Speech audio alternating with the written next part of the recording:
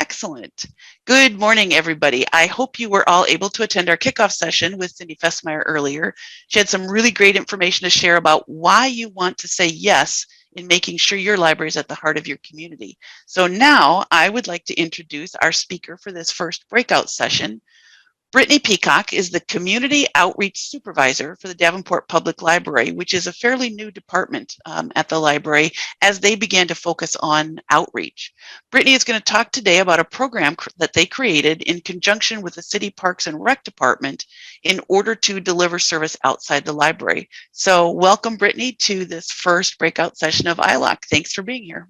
I'm so excited to be here. Thanks for having me.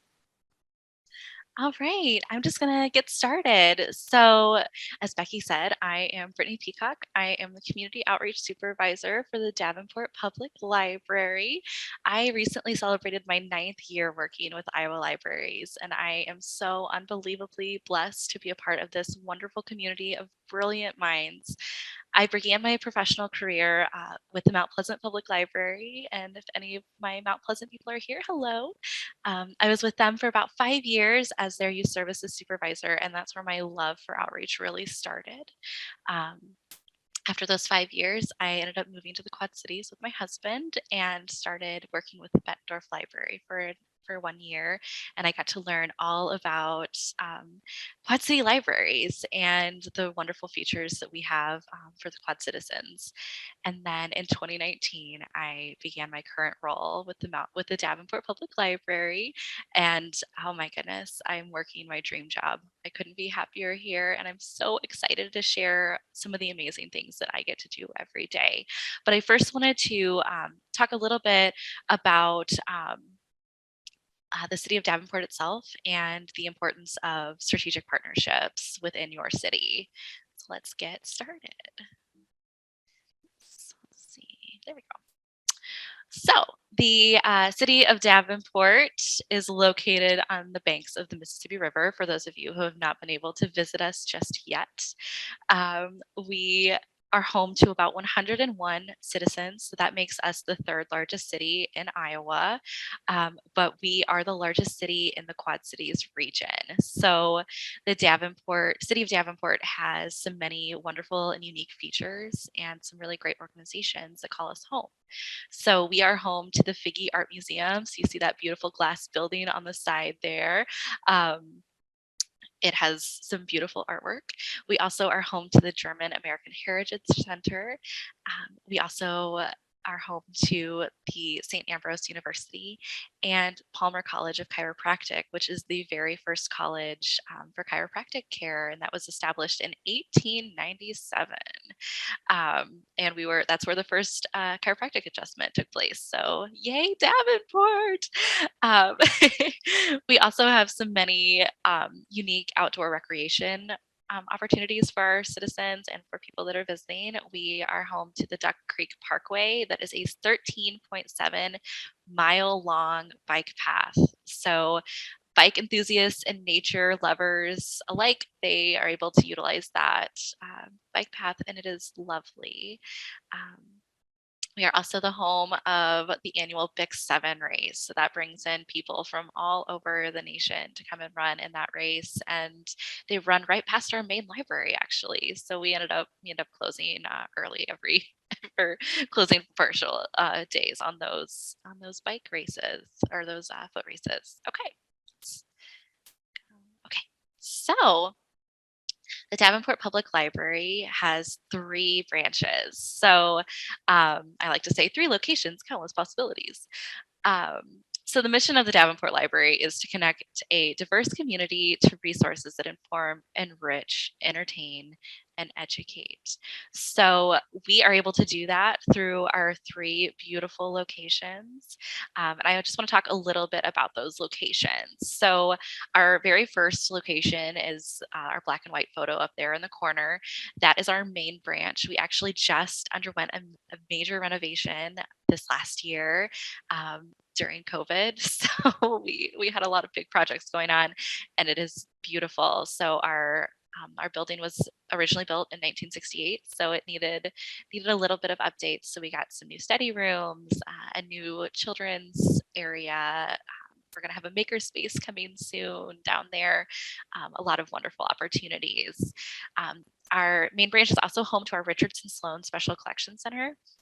And they are a home to all of our local history and many genealogical research tools. So they have a plethora of information down there, and our staff is fabulous. So if you want to learn more about them, you can find them on our website and through Facebook and Instagram. So feel free to follow them there. They're amazing. Our Fairmont branch is this middle photo here, and that was built in 2005. And that is located on the west end of our city. And it is home to a food forest, our future community center. And it's also right off of the bike path. So we find that a lot of our patrons are, out for a stroll, maybe need to cool off or warm up, get a drink of water, check out a book or two. So we find a lot of people coming through that way. It's a lovely location. And our newest branch is our Eastern Avenue branch, and that is located right in the middle of a prairie. It is so beautiful. It was built in 2010, and it's located on our northeast side of Davenport, and it was actually awarded the Silver LEED Award. That's the Leadership in Energy and Environmental Design. So we're very proud of that location. It also will hold a coffee shop, hopefully here very shortly. So we're really excited. So new to the library in 2019 is the outreach department. So with that, they decided that they really needed an outreach wheeled library. So they put that in order in 2019, right before I came on board. So we were really excited about that. So just another way to spread our services. I just want to elaborate a little bit on what makes Davenport and Quad City libraries a little bit different from other Iowa libraries.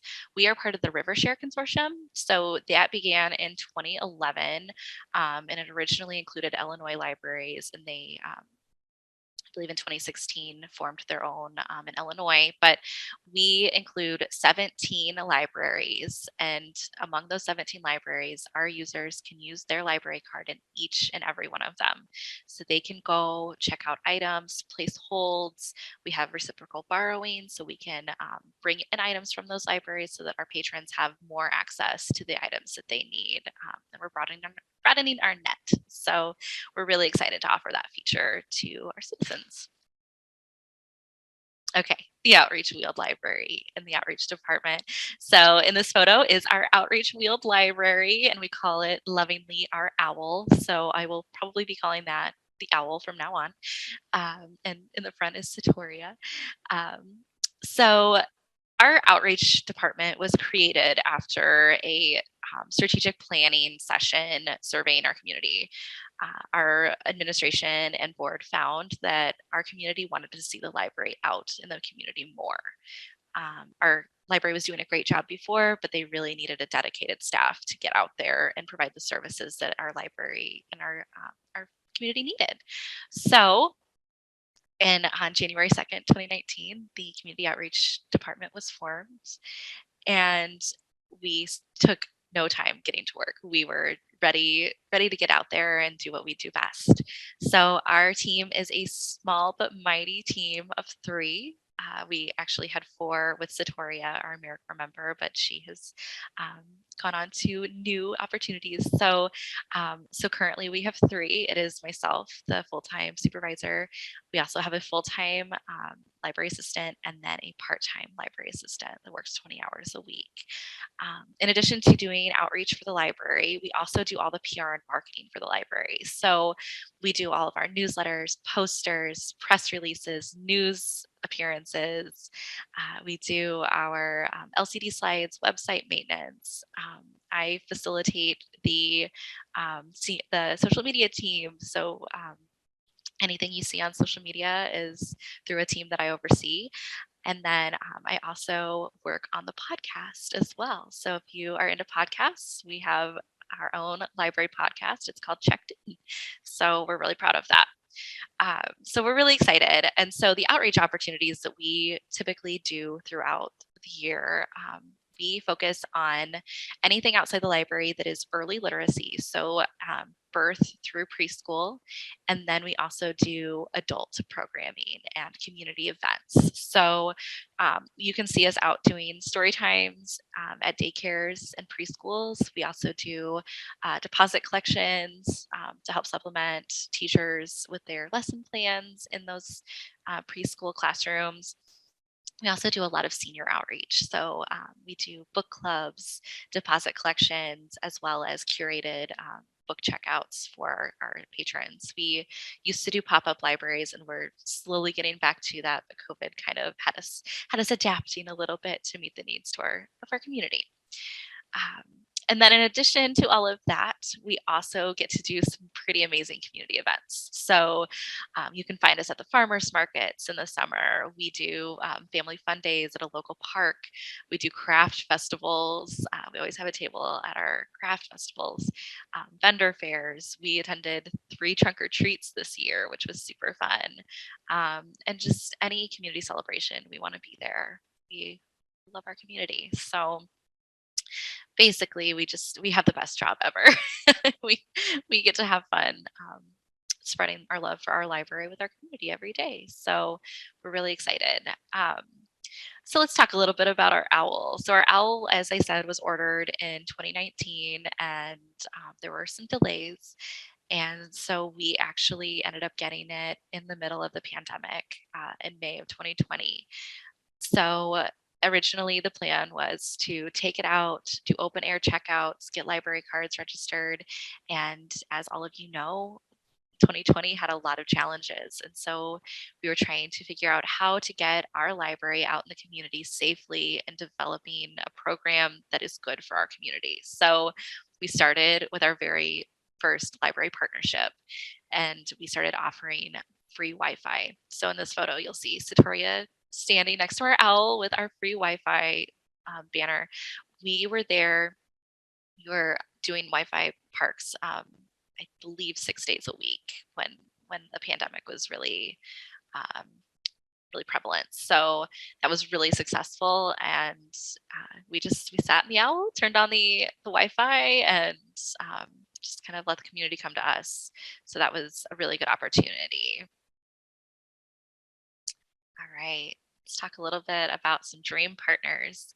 So contrary to popular belief, because of the NBC show Parks and Recreation, the Davenport Parks and Recreation and the Davenport Public Library have a wonderful bond. We work really well together, and we have been able to really solidify that bond throughout the last few years. Our Davenport Recreation staff is just phenomenal. They care just as much as we do about getting information and enrichment to our communities. So it just was a very natural fit for us to reach out to them, and vice versa. So the city of Davenport is actually home to 31 unique neighborhood parks. Everywhere you look, we have a park, and it is so wonderful because each park has its own special story and was constructed to meet the needs of the neighborhoods in which they serve. And it's just amazing to have so many different green spaces for our community to get to enjoy. And like I said, each park has its own different draw. So some will have a splash pad. We have quite a few with disc golf courses. The picture here is our Vanderveer Park that's in the center of our city, and it has a botanical center. It has a pond that bring in many geese and ducks, and it has a little walkway. And then every winter they light it up with all these gorgeous lights, and it just becomes a really beautiful feature of our city. It brings a lot of people in to take pictures, and I'm sure quite a few engagements take place there because it's just so lovely. But we've been able to really enjoy our parks. So we've done quite a few different partnerships in the past with them. So as I said earlier, our Wi-Fi stops were really big. We've also started doing Party in the Park. And if anybody from Iowa City is on, that originated in Iowa City. And then their parks director actually moved to Davenport, and he started that in Davenport. So we are 3 years into our Party in the Parks, and we have just really enjoyed having them. We also are involved in our February Family Fun Days, and that's just a celebration once a month, bringing families in and all kinds of different vendors. We participate in Youth Fest, which is just for children once every summer. Um, we do a program called Yoga and Stories in the Park, and that's actually at Vanderveer, which is in this picture. For the families, we bring the owl. It's a whole lot of fun. Um, and then we also had our summer reading party at a rep party at a park this year, and it was really fun. I also want to make note that last year, our Parks and Recreation Department reached out to me about doing a citywide theme. And as all of us librarians know, we have a summer theme, and they were very enthusiastic about joining our theme. So they took our Reading Colors Your World theme, and they created their own version, their own logo and artwork, and they created the Davenport Colors Your World theme. So this year we are very excited to do Off the Beaten Path together. So, which is a perfect parks theme. So we're very excited. Okay, Library in the Park. Let's get into it. Let's talk a little bit about the planning and the funding. I know for all librarians, funding is key. How do I get the funding to do this program? How will this be successful? So we had the unique opportunity to apply for funding through the Community Development Block Grant through the City of Davenport. That is a national program. So if you are interested, you may check with your city to see if you guys qualify for that to apply.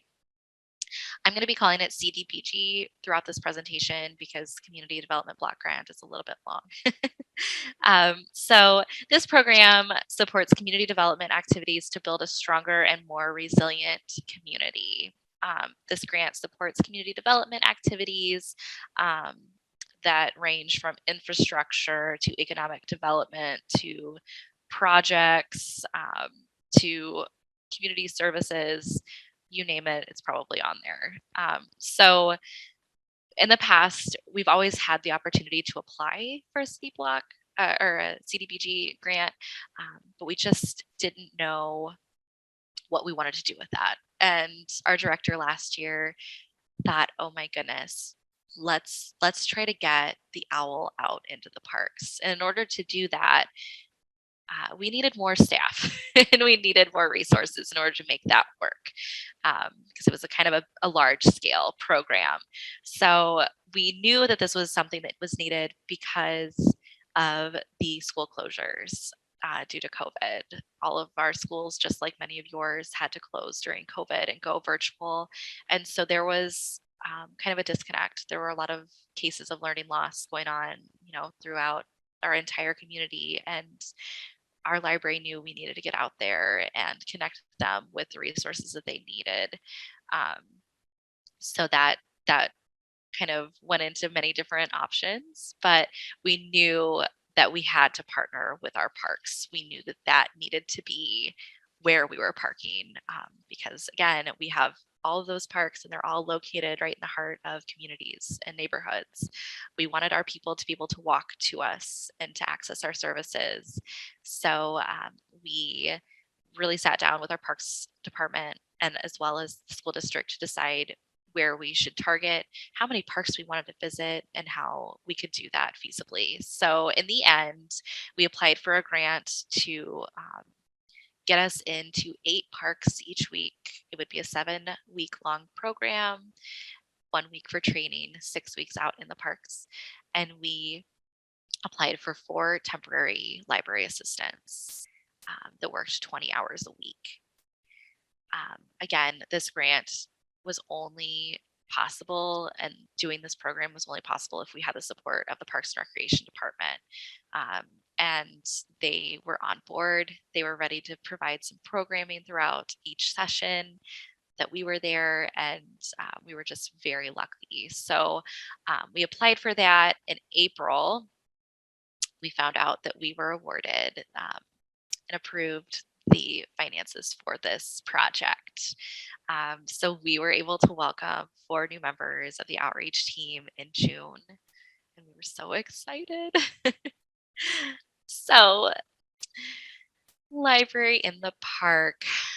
Our 4 members came to us with many wonderful skill sets. All 4 of my new employees came from the Quad City school districts, so they already knew the importance of spreading literacy to young people and already had that passion.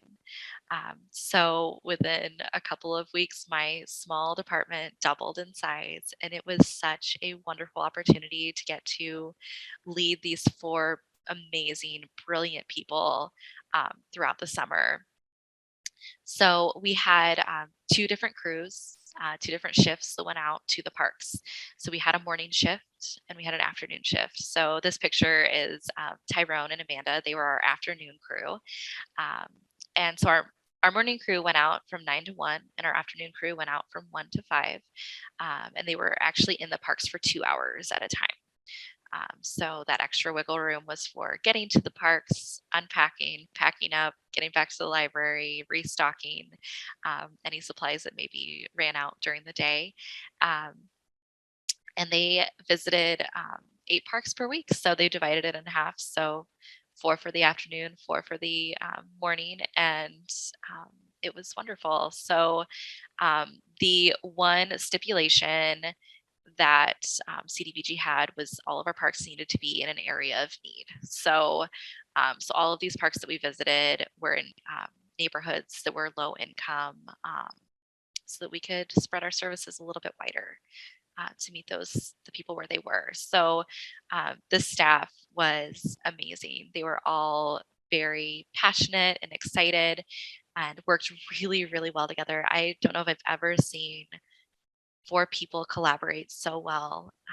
So originally it was supposed to kind of be 2 and 2. They kind of did their own thing, and they um, decided on their Friday planning day that they wanted to combine with each shift. And so all 4 of them did collaborative planning together, and it was just a wonderful opportunity to get to see so much collaboration happening with so many passionate people. It was just really exciting. Right. Okay, library in the park in action. So this photo was a setup of one of our very first library in the park visits. So um, we had 2 park visits in a day. And at those park visits, we would unload the owl. So we would roll all of our carts full of books off. We would set up our tables full of, as you can probably see, we had library marketing materials to pass out. We had library card registrations going. We had bubbles. Bubbles were such a hit. And if you get on Amazon, you can buy them in bulk for very cheap. Kids loved them. Um, we had, all kinds of other things to hand out. We had crafts to do with the children. We did story times with the kiddos. Um, we also did, library card registrations. We passed out snacks. Snacks were really big with a lot of our neighborhoods. We had water because it was a very hot summer. So water and popsicles were really, really popular. And our Parks and Rec department actually allowed us to pull right on into the park with our owls. So some of our parks didn't have a parking lot to park in. So for those that didn't have a parking lot, we tried to park on cement. And so that meant parking on, the basketball court if it wasn't being used that day. In this picture, we were parked right in the grass. Something to be mindful of is it does rain in Iowa, so um, don't drive your vehicle on a grassy surface and park it. It has just rained. We learned the hard way. Um, but this was so much fun to be able to park right in the middle of the park. That brought a lot of people over, asking, "What are you doing? Why are you here?" And having that giant owl with the awning and the big setup, people were always really excited to come and say hi. So it was really great. Um, so we didn't really know what this program really kind of looked like. Since this was our very first year doing it, we had the general idea of bring the library to the people. And so while we were there, we found that individuals were really, um, really interested in what we were doing. And they felt so much safer coming to us there because, we're still in the middle of a pandemic, and being able to offer the library in an open air setting made them feel a lot safer than, entering a building. Not that they don't love our library. It's just the times that we live in now. So, um, and we also learned that each individual park had its own needs. So from each park visit, our staff was able to decide what each visit would require. We obviously did the full setup for every single one, but we knew who was going to be visiting us at each individual park. So that was kind of a fun thing. So, um, as I said, we visited 8 parks. So, Goose Creek Park was one of our most popular. It had the highest turnout, and that park brought in many homeschool families. Um, our families were really excited to get books, and the fact that they could just walk to us and grab them and take them home instead of getting in the car with the kiddos, driving, 3 minutes and sitting in traffic for 20 minutes. They were able to just walk down the road to their park, grab their books, and go home. We had many that just came to say hi once a week. They really started developing a relationship with our staff, and really got a lot out of this partnership. Our Emice Park stop had a super high turnout of unaccompanied minors who were just so desperate for entertainment, and were so delighted to find that we had, books for free. We were passing out books. So part of that CDBG money was to purchase giveaway books. So children were so excited that they were able to take these books home and build their own personal libraries, as well as check out, our books. They were always very excited to see that. Um, the Emice children also were really excited about the snacks. they really developed a really strong bond with our afternoon crew. Hit up that stop, and it was so fun to watch the relationships form between them. And just be there observing, and just seeing the way they would joke around with one another, and entertain each other while we were there. That was a really good stop. Um, we also visited one of our community centers, our Roosevelt Community Center, and that was actually situated on the grounds of a summer school program. So we did see a lot of children come out from that program, hit up the library, do some story times, and they got a lot out of that. Um, Green Acres Park, which is actually the picture in this or what this photograph is taken from, that attracted a lot of families with young children.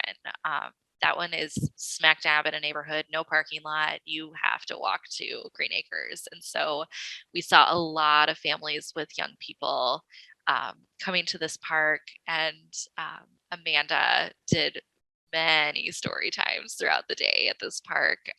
And we had a lot of feedback even on Facebook about this stop, and how much they loved seeing the library there, and how great our crew did with our community. So we were really proud of them.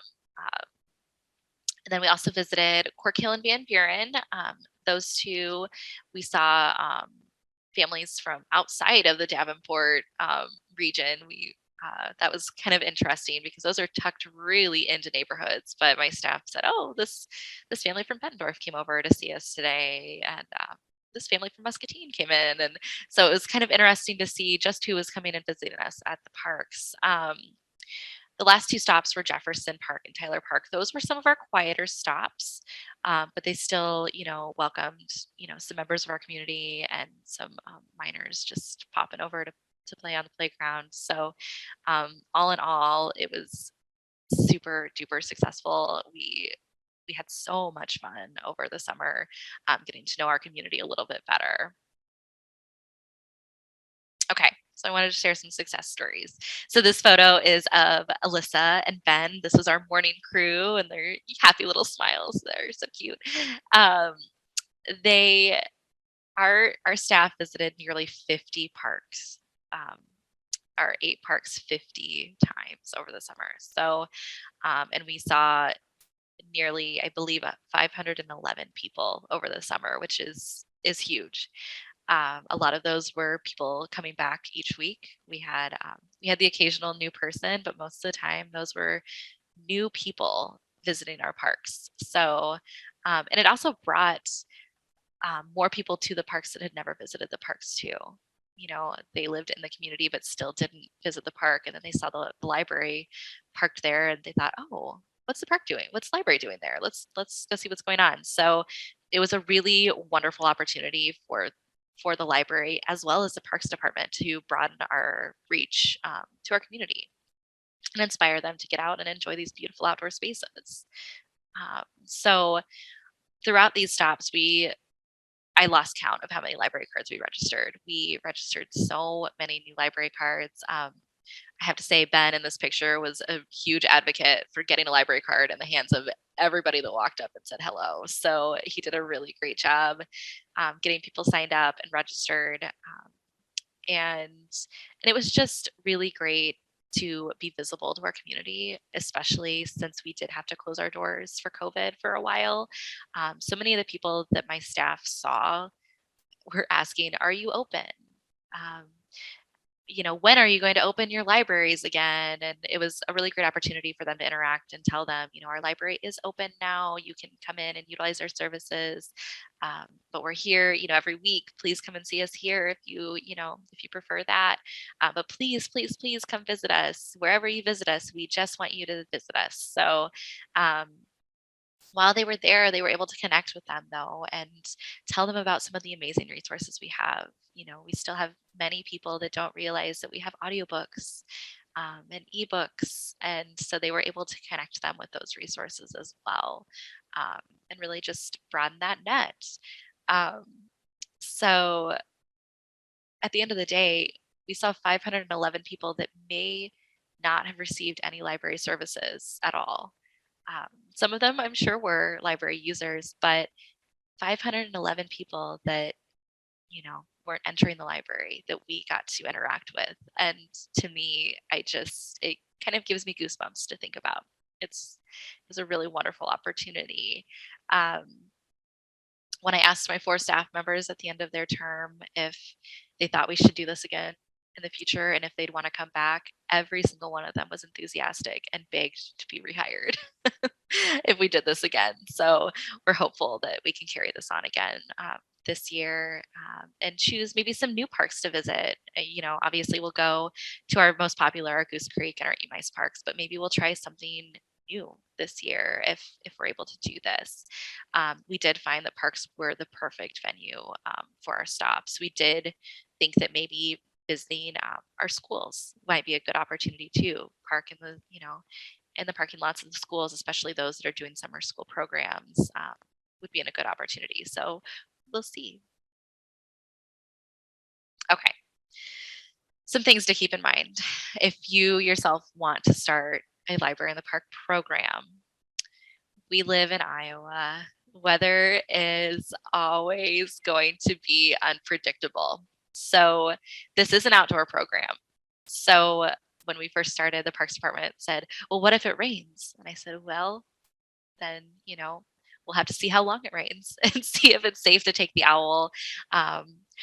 But, you know, have a contingency plan. If you are partnering with the park, you know, maybe see if you can reserve the, you know, if they have an enclosed space with a roof over it, you know, see if you can use that space. You know, we did have to cancel a few times. You'll see our little owl logos on the side here. These were from our social media account. There were a few days we did have to cancel because of thunderstorms. We obviously can't take the owl out if it's lightning and thundering. It's just not safe. So you have to be mindful, you know, have that weather app up, make sure that you know what's happening that day out in the world. We also had to cancel one event because of extreme heat.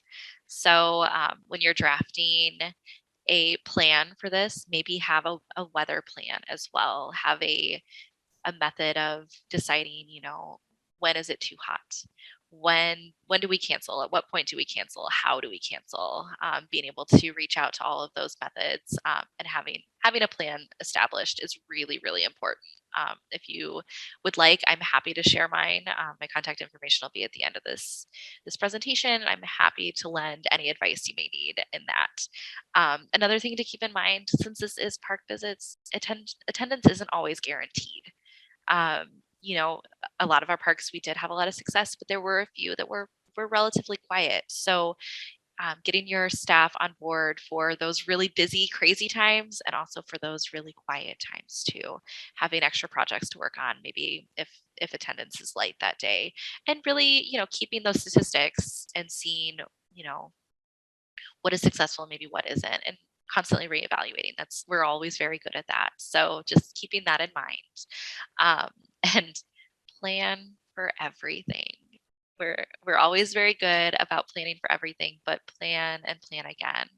Um, we I told my staff, prepare crafts for all ages because we don't know who we're going to see from week to week. We may see a family with young children one week and teenagers the next. We want to make sure that we have resources for all people that are visiting us. That's what libraries are for. We're for everyone. So making sure that we have something that's suitable for everyone at all of those parks visits is really important, whether it's taking books or resources. Okay, looking to the future. We are in the process of applying for more funding through CDBG. We're hoping to find out very shortly if we have been funded again. We're really hoping to broaden our net a little bit this year, hit up more parks. We're also hoping to get into the schools a little bit more. The schools have been reaching out to us, hoping for a little bit more summer support. So we're really, really hoping to be able to offer a library in the park, but also kind of step it up a little bit this year. We're working on deciding our stops. We know for sure that we will hit up Emice and Goose Creek if we're awarded this. And even if we're not awarded, I think we're going to really try to make it work to at least hit those two spots this summer. We are really hoping to market a little bit better. Although we did reach out to our normal agencies, going through press releases, sending it out to our media, doing social media, hanging posters around the library, having bookmarks, promoting it, to patrons coming in the doors. We still were seeing people in the communities not coming to us. So we've talked about maybe doing door hangers for, apartment complexes so that people know that when we're going to be there, what we're going to be doing, putting out signs at the parks earlier. We, midsummer, we decided, oh, maybe it'd be a good idea to get signs put in the parks to say where we're going to be and when we're going to be there. So getting those signs out sooner rather than later. And then just kind of, taking the advice that we did last year, what was successful, what wasn't. So definitely bringing snacks. Snacks are a must. Drinks, popsicles, those were a must. Bringing story times, having our checkouts there. Honestly, everything was pretty successful in my book throughout the summer, but we did find, some things were more successful than others. We're also looking forward to more partnerships with our parks this year. So the parks department have invited us to participate again in their family fun days once a month. We're also going to be doing Youth Fest again. We're going to be continuing some form of stories in the park, whether it's yoga and stories or just a regular story time in the park. The city is also planning an Easter egg hunt, and they want the owl there at Vanderveer. We're also going to be participating in Party in the Park. They've planned seven parks this year for that in the evenings, as well as participating in that citywide theme. So we're hoping that will bring more people to our owl and into our buildings. So really exciting things. Okay. So a lot of you are probably wondering, okay, I'm a small library. How in the world am I going to make this work? So I'm here to tell you I got my start in a small library, and when there's a will, there is a way. So this picture is Satoria, and we had decorated our library van for a trunk or treat. I used this photo because the outreach I used to perform in Mount Pleasant was done out of my vehicle. And a lot of libraries do that. So if you want to do a partnership, maybe you only have one city park. Reach out to the Parks Department or reach out to the city. Make sure it's okay to do that park. If you bring your own personal vehicle, that's fine. As long as you have a surface to set your stuff on. If you're able to have a hotspot, that would be great. If you don't have Wi-Fi access and you still want to check out books, a pen and paper, make sure you have, backup information, write down the barcode, write down, all the information. I used to have to do that in the schools in Mount Pleasant when technology would not cooperate. I would write everything down and check it out, and then of course shred the documents when it's done. So you have that opportunity to do that. Make sure that when you do have that, have signage that tells people who you are, whether it's a tablecloth with your logo on it or just a sign that you put out on the table saying, "Hi, I'm from so-and-so library. Come and learn how to get a library card or come and listen to a story." I've also found that bringing library swag was really a big deal. So whether that's just stickers that you're able to design and bring with you. We bought a button maker, and that has been very beloved to our community. So just trying to adapt to what your community needs. I have friends in the Clinton Public Library, and they actually set up shop at baseball games, like Little League baseball games, and they had a lot of success with that. So just finding where your people are and setting up shop where they are is just really important.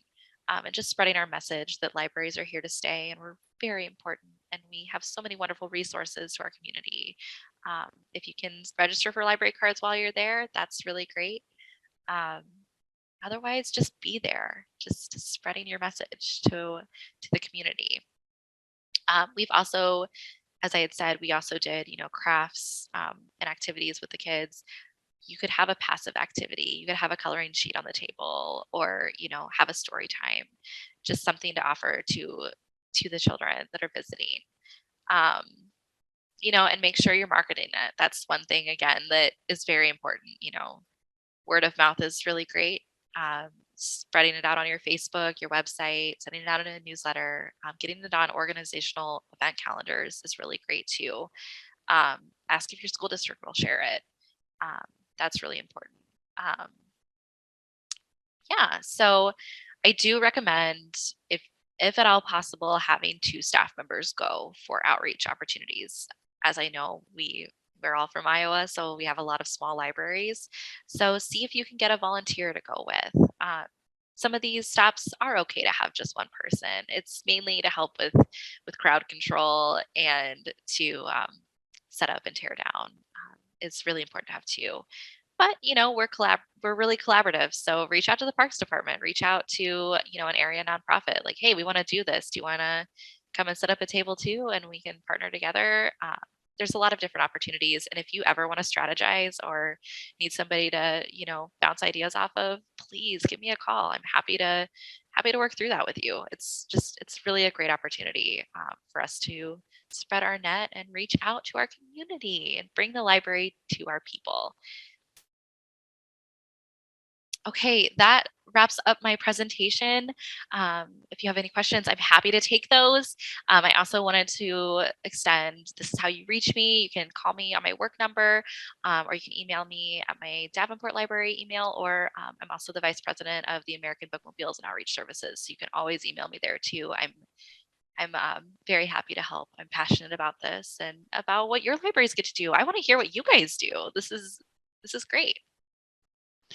Thanks, Brittany. I do have a couple of questions that sort of built up as we were going through. I think I'm going to not take them exactly in order and try to do some of the short answer ones first. Perhaps. Let's see. Well, this one is a little bit longer question, but it was one that I'm particularly interested in. Sure. Did you find the people who registered? You talked about, huge numbers of people who registered maybe first time for a card. Did they come back? Are you seeing them using the library now? You know, that is a great question. That's really hard to answer because we are such a large library system.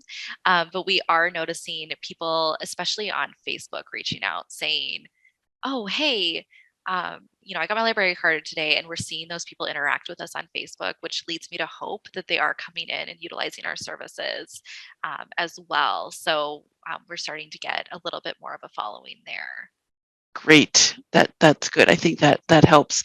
And that was, one of the questions then, in a smaller system, how might you follow up once they've gotten that? And I think we see that happening even with people coming into the library. They come, they grab their card, they do what they wanted, and we never see them again. Right, right. So a lot of libraries, and we're going to be doing this summer, doing like a passport incentive system. So you get that passport, we stamp it every time you visit. You get a little incentive at the end. That could be we're going to waive $3 off of your fines, or it could be you're going to get a swag bag from the library. It could really be something that's beneficial to your library and that you can feasibly do.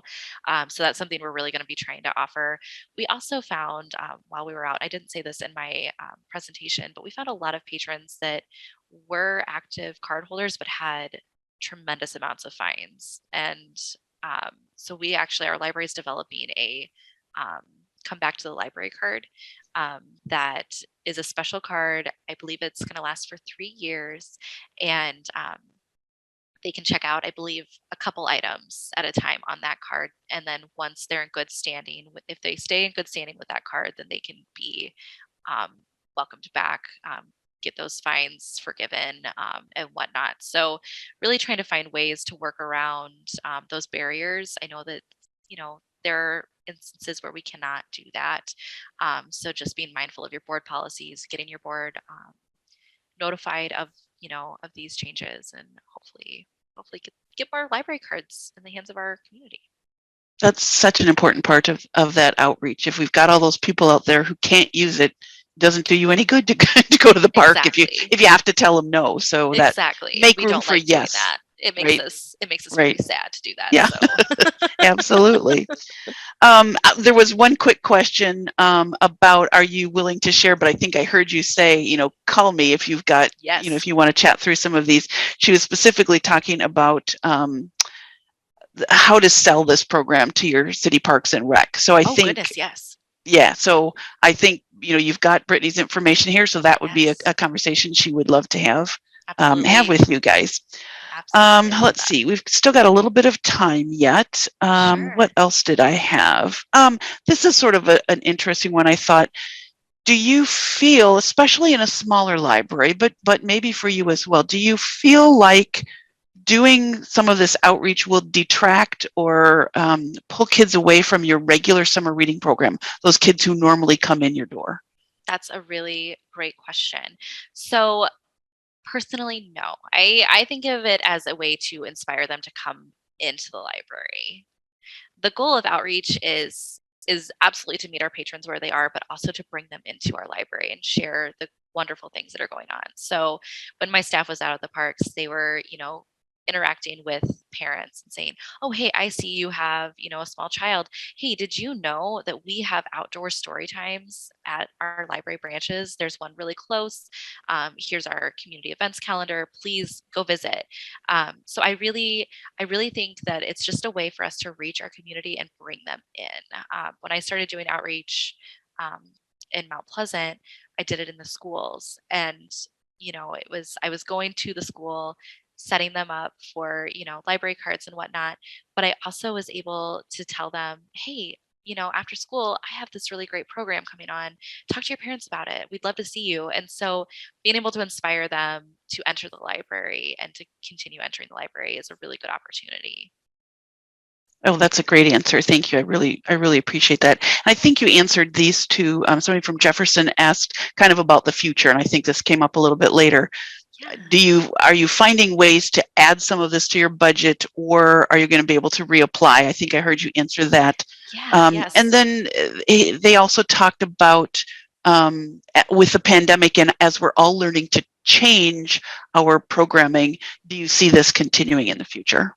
Absolutely. Absolutely. So the beautiful thing about our owl, it's, I think I said this earlier, it's not a bookmobile per se. It was always meant to be more of a pull up, pop out, get everything out, open air.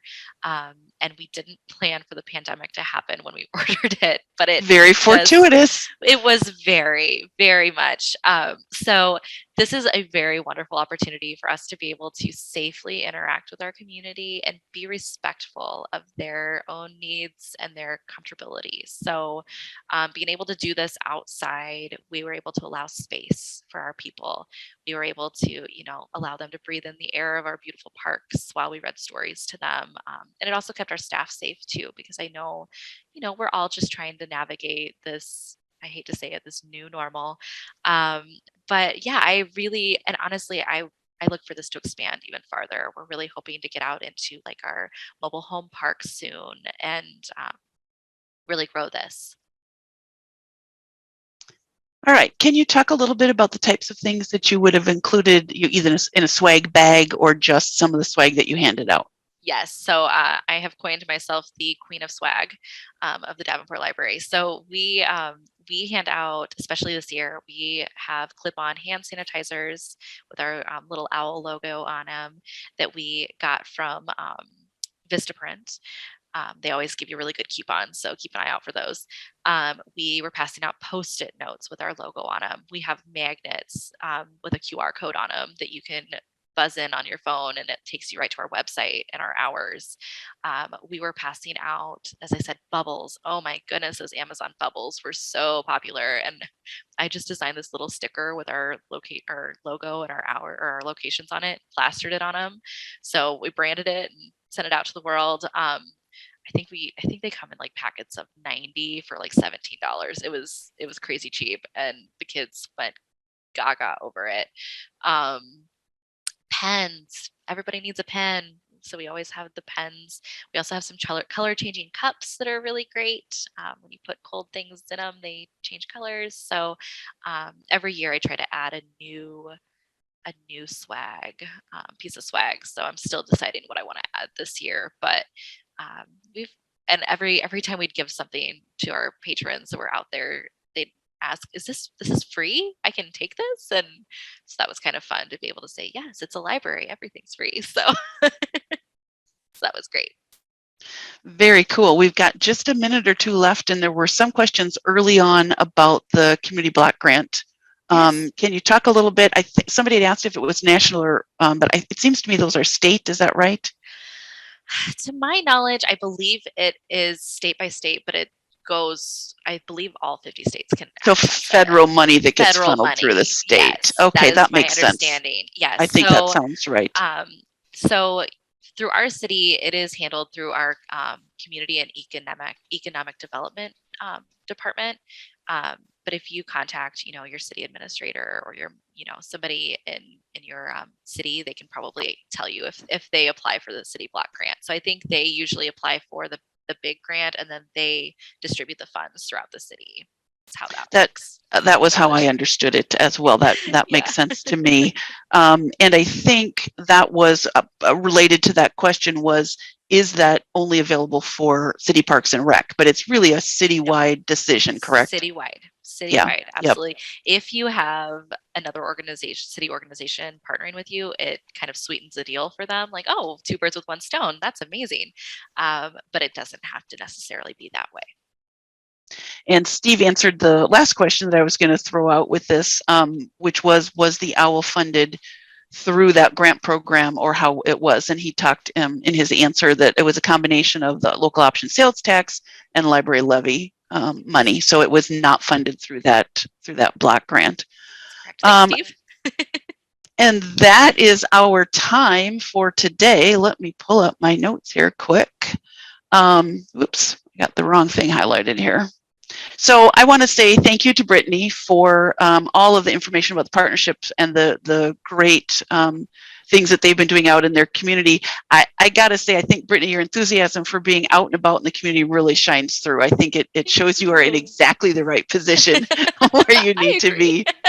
And I really love the fact that Davenport has an entire department dedicated to community outreach. That's really important. I think that's a really great thing. So, I heard you say in the beginning that the community stated they had a need for you guys to be out, and what a great way for the library and the board to say, yes, we hear this need, and here's how we're going to respond. I think that was a really great sort of intro into all of this. So thank you everybody for being here.